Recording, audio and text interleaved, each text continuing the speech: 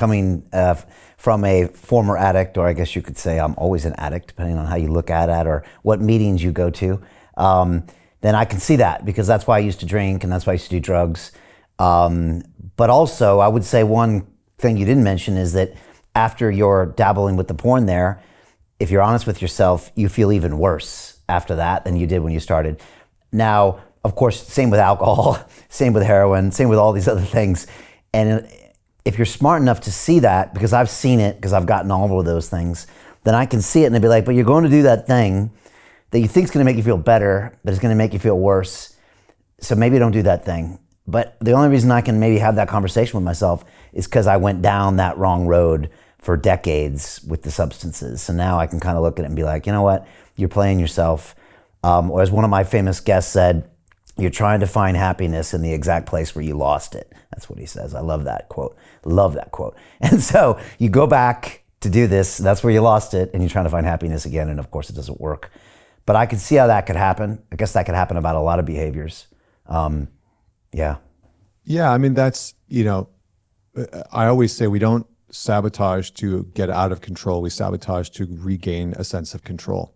It's a very big misconception about sabotage. We think, oh, I text that girl, I watch the porn, I do the drugs in order to feel out of control again.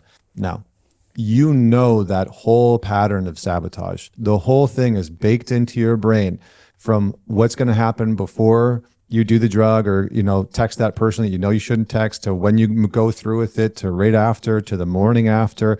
The whole cycle is played out in your head. And so sabotage is a way for us to move back into patterns that we recognize, right? Your brain is a pattern recognition machine, and it will always choose the patterns that it knows over the patterns that are foreign.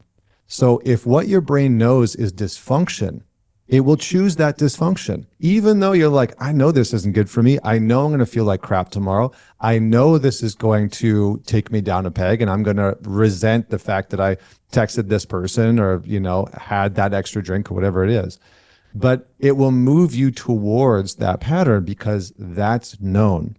So we have to work kind of against our wiring, which wants to move us back towards patterns that are known, which are oftentimes, addictive behaviors, sabotaging behaviors that are not good for us, that we don't actually want. And in doing that, and I think one of the parts of AA that is really beneficial, that sort of ties into what we're talking about, and that, is about addiction. My good friend and mentor, Dewey Freeman, says, we're wounded in relationship. We have to heal in relationship. And the big challenge with any type of addiction is that you get hooked on something and you build this really strong bond with that subject or object or behavior. You build a relationship with the drug or the porn or the alcohol or the gambling. And then there's a community usually around that behavior. Not always, right? With the porn, maybe there's not a community, but there's other women, right? There's other people that are involved in it. And so you kind of have this relationality that plays out within this addiction. And part of what needs to happen is that in order to let go of the addiction, you have to, part of replacing addiction is by reintroducing healthy relationships. How do you get out of a rat race? How do you create wealth not only for yourself, but also for the generations to come after? I am absolutely amazed with the quality of companies that we're getting exposure to. We go on to Zoom calls with the innovators and the folks who are building new applications in metaverse, blockchain, artificial intelligence, decentralized finance. What's going on, everybody? Thumbs up if you can see me. We are focusing on early stage investment. And the quality of people that we're getting exposure to, whether it be Dan Tapiero with 1RT, Jason Ma from Open, Yatsu from Animoca. It's been a phenomenal experience thus far. It has far exceeded my expectations. We are focusing on cutting edge technologies. I view it now as the best investment I've ever made. The upside I view is unlimited. And as a retail investor, I would never get this exposure anywhere else outside of Investment Club. See you in the Investment Club. Relationship. And so if you look at AA, what you'll find is a huge part of it is you've got the person that you call, you talk to them every single day, and you go to meetings, And so what they've done is they are just replacing this behavioral pattern of using a drug or using a substance or, alcohol or whatever it is with genuine relationship, where when that experience internally that you dislike starts to come up, I want to blow things up, I'm angry, I'm sad, I'm alone, I don't like how my life looks. Instead of turning to the substance, you turn to an actual person. You turn to a relationship. So in many ways, healthy, secure relationships are the antidote to, we could say, the poison of addiction. I think that might be a little bit too harsh, but it's the antidote to addictive behaviors. Yeah, powerful. Again, you're knocking me out. You're knocking me out here, Connor, because I always say that without London Real, I wouldn't have my sobriety. Without London Real, I wouldn't have my children. Without London Real, I wouldn't have so many things in my life. And so I kind of reverse engineered that somehow, because with London Real, I was kind of forced to create all these human relationships that I had avoided in the past. And in the past, I would just go to the drink because, that was just convenient and I knew that pattern. But with London Real, I started developing all these amazing relationships and I was connected. Also, a lot of alcoholics will tell you they feel disconnected from the world, and that pain, maybe they're just trying to get over from that day. A lot of times they feel really separated from the world. And then when they're in their alcoholic stupor, it doesn't hurt as much.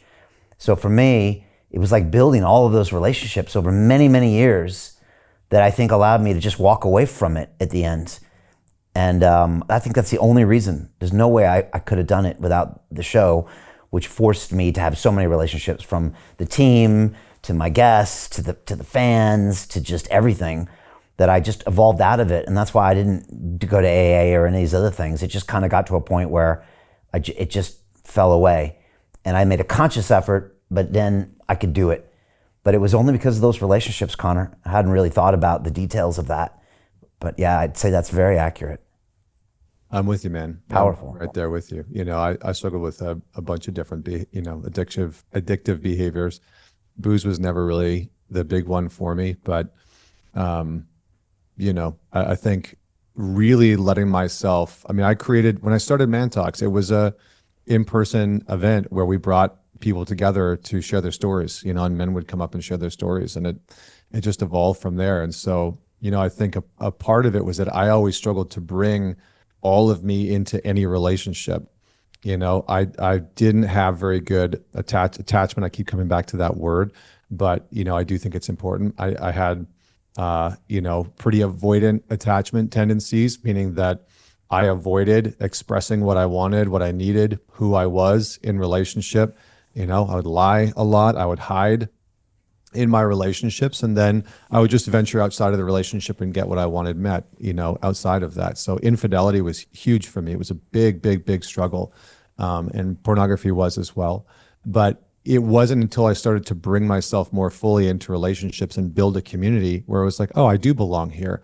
I can belong. I can show up, and people rely on me. I'm responsible for things. That all of that really started to shift and change.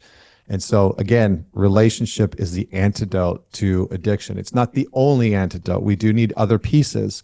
We need to have some type of a mission, some type of purpose. We have to make the choice to get clean. All of those things, all the 12 steps that you can go through.